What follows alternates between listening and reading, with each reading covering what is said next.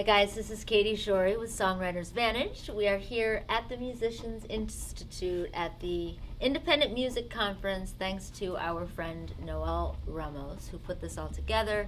This is the first day and here we are sitting with the one and only producer, songwriter extraordinaire, Joe Solo. How you doing? Good to see you. And thanks for hanging out with us and chatting. You've got quite a history and obviously done a lot of great work. So why don't you just share with everybody, what it is you do? Well, yeah, okay. I'm the producer who developed Macy Gray and worked with Fergie and Michael Jackson and Shiny Toy Guns and a whole host of other artists.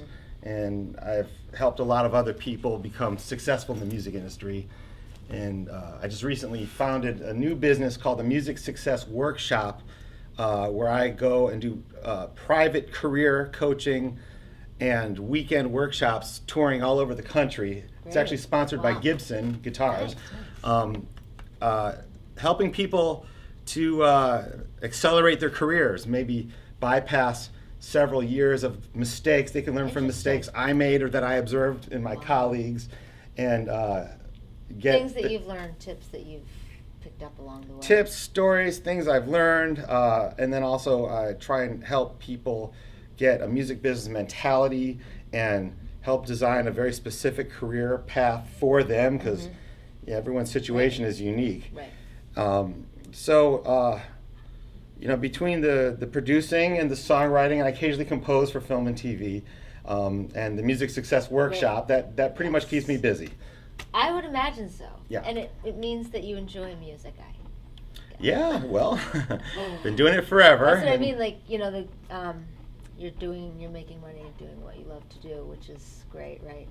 We aspire to do that, it's very satisfying to hear your songs on the radio.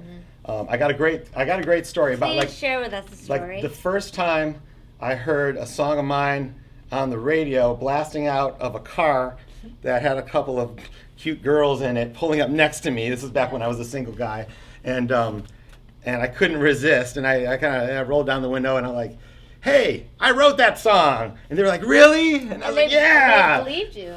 Well, it was the truth, yeah.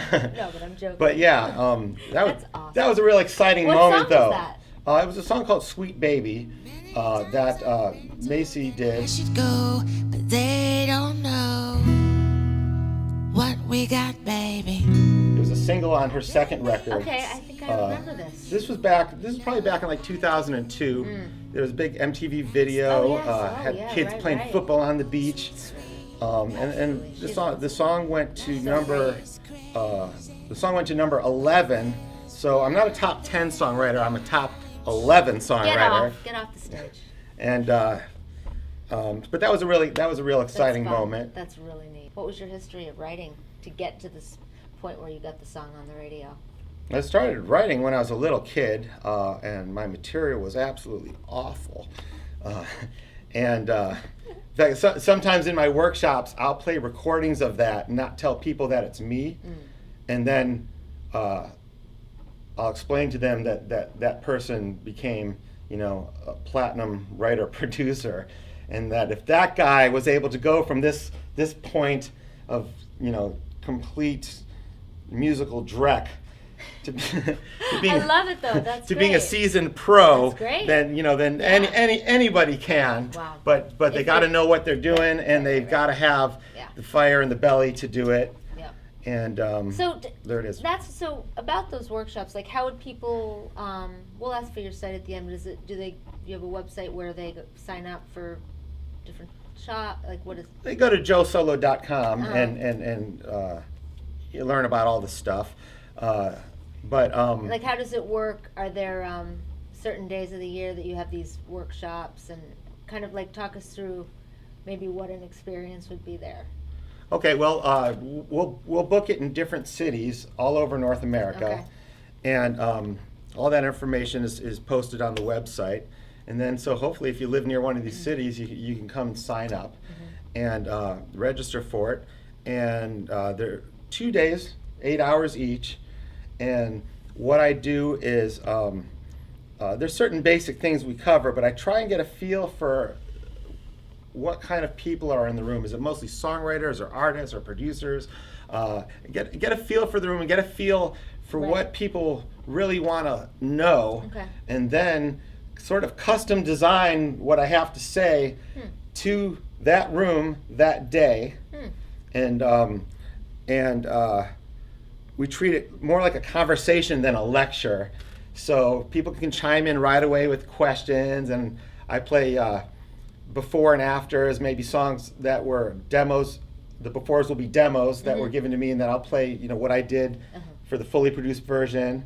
Nice. And I encourage people to bring their own music, and then I can listen to it, and maybe, after it's filtered through my brain, just give it some, I don't like critique, but just render what I think are like the best parts and the fat that could be trimmed off to make the song tighter. But then other people chime in too and talk about it, so it's really audience participatory. Great. And everyone benefits from it. But at the end of the day, you could probably shave off a good decade of trial and error. That's great. But see, that's just by learning a lot of the don'ts. What are some? What are some don'ts? Get a little sneak peek. All right, just off the top of my head, don't let the number one reason why people aren't successful in this business is their own ego. So don't let your ego get in the way of you being the best songwriter or artist that you can be.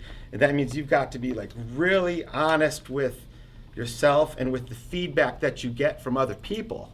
Because a lot of times someone will be so proud of what they've done, and they'll play it for someone, and then they're like, well, okay, I kind of like it, but I don't think the chorus is strong enough. And then, we all have sensitive egos, us artistic types. They go, well, you just don't get my music, or whatever. But don't do that, Pay attention, and you know what? If one person out of 50 says that, all right, maybe that person doesn't get it. But if 35 out of 50 are saying that chorus is not strong yet, you should pay attention to that. That means something. So I always listen very closely to objective advice, and you can't get objective advice from friends or family members, because they'll always say, oh, that's great, they want to support you and help you out. So one good trick, here's a good trick for finding out if your music, you can't find out if your music is good with this trick, but you could find out if it doesn't suck. And what you do is you go to a party and you put on your music and you don't tell anyone that it's yours. There you go. Now, if it's halfway decent or better, no one's going to say anything, because they're used to hearing, well-produced music that's, well-written music that's on the radio and so on and so forth. But if it's not up to snuff, somebody really soon is going to be like, what is this crap? Change this. Yes. And if you hear that, you've got to honor it. That's some good feedback to go back and reassess your writing. And it's writing 101. The essence of writing is rewriting. Right. And so you can't be lazy. Right. You've got to be honest and strong. And so that's my tip. Don't let your ego get in the way of your own success. You talked about producing and all that side of what you do. So do you produce for other artists? Did you just learn how to produce your own music? That kind of thing. I kind of fell into production by accident. I started out as a guitar playing rock star wannabe, and I moved from Ohio to Los Angeles in 1985 after a year of college. And I wanted to really just go for it and be a driving force in music. And so I played in bands, and I played guitar. But my dad in high school had bought me this little 4-track cassette tape recorder, and he thought that would be a really good tool for me to be objective about my own music.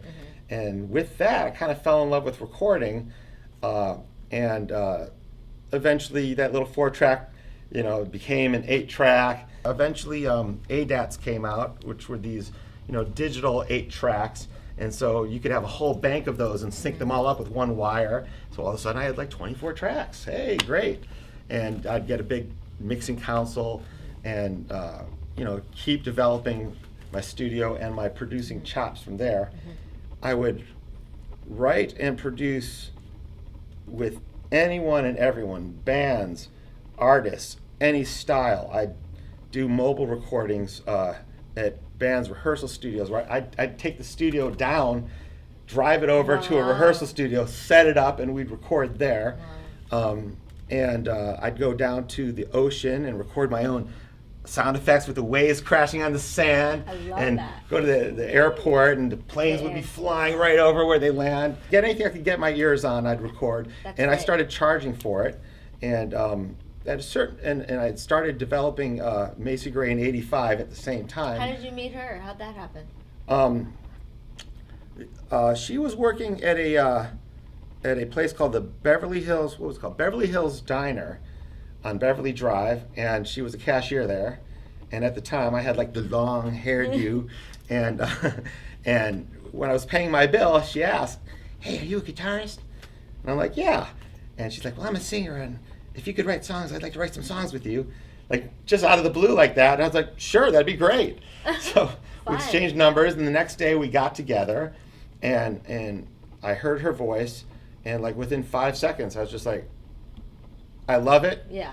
I know exactly what we need to do with this, and I'm down for the long haul. I don't care how much work it takes and how many years it takes. Awesome. I'm going to be your producer and co-writer, So that was just and we're going like to get that. this thing off the ground." It took 12 years. Wow. It took 12 years, and many other people ended up coming into the mix and participating in her success as well, and a team gets built. It was just what a journey, you know. That's really neat, and I'm sure you learned a lot along the way. And were you her manager also, or what were you doing? Producing? I was not her. I wasn't her manager. I was producing her And writing. developing the sound. Gotcha. We were co-writing. Yes. With a huge library of material, and it's funny. You never know when the material that you write ends up making you money. There were songs that we wrote in 1994 that didn't come out till like 2002 that did very well. You just don't know. So it's important to just always keep writing and try and get the best recordings possible of your songs. And What do you think? What advice would you have in terms of, broadcast quality? And now artists are competing with label artists who are now pushing the film and TV, obviously. And all that. Without a So doubt. what are they listening to? that's a good question. Yeah. And somebody in the conference asked me this earlier. Here's my opinion on demo versus broadcast quality finished master. You're always going to be better with a broadcast quality finished master. If you want it to sound like a record, you've got to make a record, and that means it starts of course with the artist and the songwriting, great songwriting. Yeah. And you've got to track each track properly and professionally, and they've got to be inspired tracks. They have to be dripping with vibe, and Absolutely. then yes, it has to be mixed and edited properly and mastered properly, and the arrangement is so important, and you really need a seasoned producer to do this, and it really makes a big difference in the perception of the quality of the song. Right. By the quality of your production, and it also shows people out in the industry, okay, this person's a professional. This person's invested in their art. How can you expect some Right. record label to put a couple $1,000,000 into you if you're not even going to put a few $1,000s into your own music?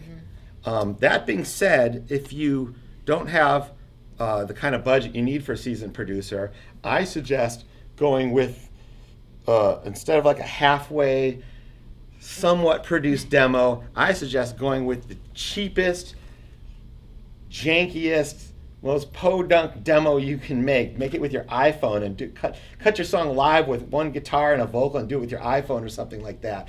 And the reason why is that sort of a halfway demo Still won't cut it. It won't cut it, and it purports to the listener. It's like, I'm trying to be a record, but I'm not. And the listener will be like, I don't know, I don't feel it, I'm not there.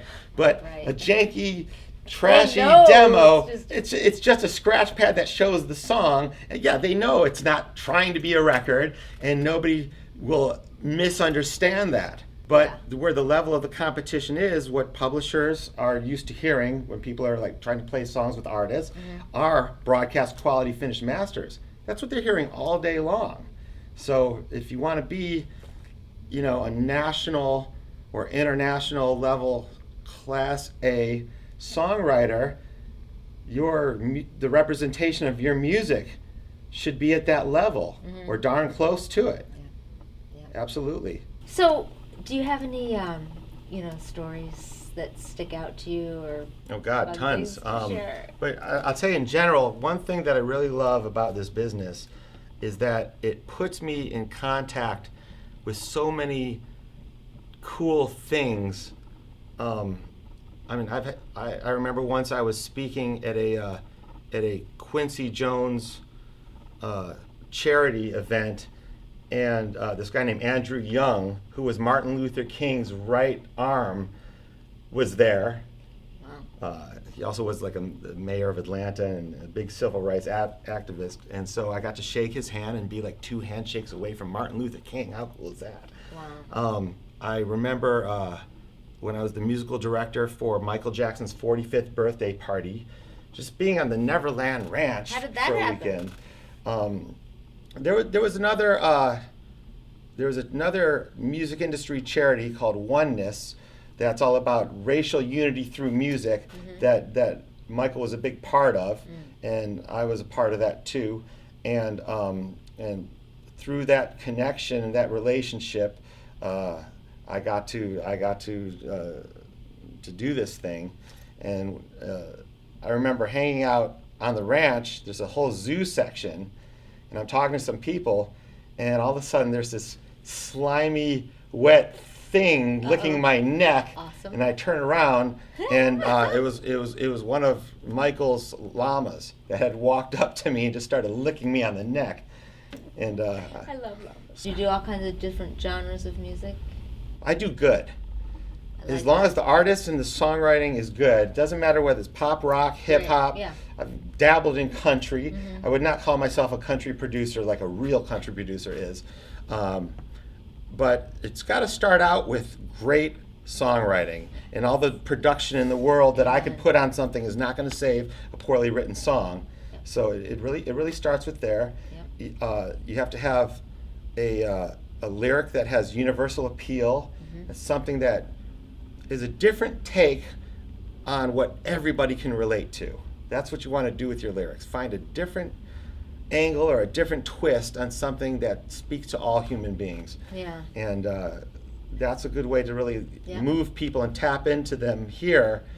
And from there, you add the good production, and then you bring in the business side and you market it and so on and so forth. And you've got something that connects with people. People can go to joesolo.com. Yeah, you can go to joesolo.com, and I do private coaching one-on-one, both in person Great. and over the phone. And then I have these weekend workshops that I'm touring all over the place. And eventually we'll be putting out some DVDs, and I'm writing a book, and just all these different tools to accelerate your music career. And Great. and that's what I'm all about now. Thank you so much, Joe. And I personally really appreciated the things that you were saying, and I think it's really great for Sure. a songwriter. So, My pleasure. And never give up. amen. Never. Never All give right. up, kids. And on that note, this is Katie Shorey from the Musicians Institute in Hollywood. IMC October 2011 for Songwriters Vantage. Bye-bye. Take care. Bye-bye.